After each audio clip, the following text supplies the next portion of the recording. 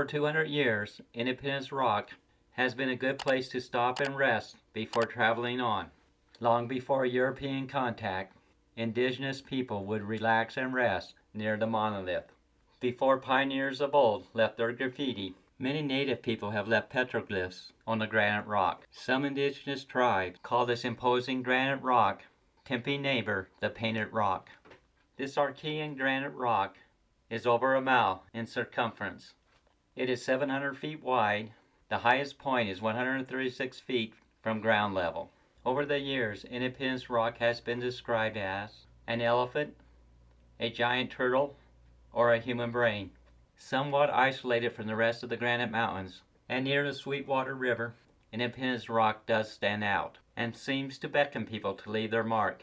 No one knows how Independence Rock received its name, but credit is often given to William Sublette, a fur trader, for naming the monolith. Sublette stopped by the rock in 1830 with a large fur trading company to celebrate the 4th of July. Thus Sublette called it Independence Rock.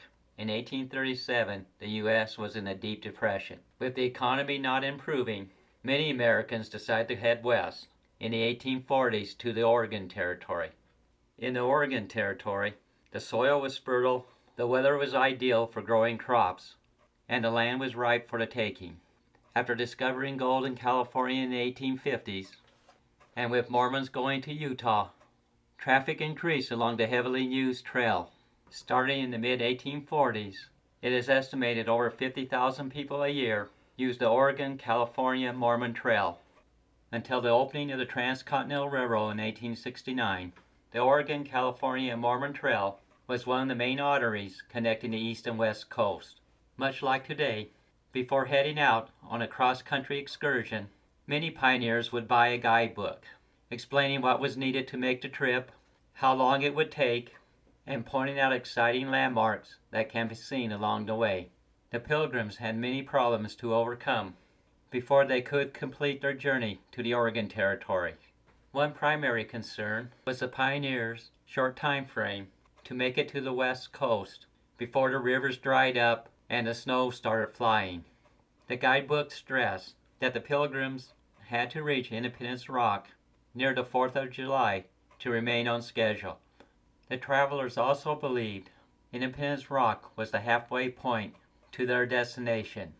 If the pioneers made it to the monolith by the 4th of July, they felt confident they would make it to their new homes.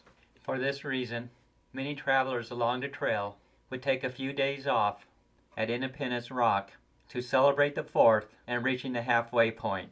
As travelers rested, many would follow the example of people before them and carve their names and messages in the rock. Before this practice was outlawed and the monolith protected, people would carve their names in it well into the 20th century. It is estimated that there are over 5,000 names carved into the rock. Keep in mind, not all the graffiti on the granite rock dates back to pioneer days.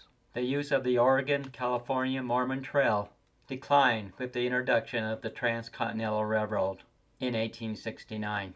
But in the 20th century, with the development of a new form of transportation, the motor vehicle, interest in the old trail picked up again. In 1926, following the old immigrant trail, a newly paved road was built for motor vehicles. After completion, it was noticed the road ran too close to the rock, and it was moved further away from the monolith. In 1938, the road became Wyoming Highway 220. In 1961, Independence Rock was designated a National Historical Landmark. Along with a rest stop, a nice walking path circles the Archean rock. Rambling along the path, one soon runs into one of the 3 known graves found near the rock. But considering the death rate along the trail, odds are there are many more unknown graves near Independence Rock. Considering all the disappointed people not reaching their destination by dying along the trail, could Independence Rock be haunted? Who knows? Could Independence Rock be a paranormal hotspot? For some reason, the monolith has always drawn people to it.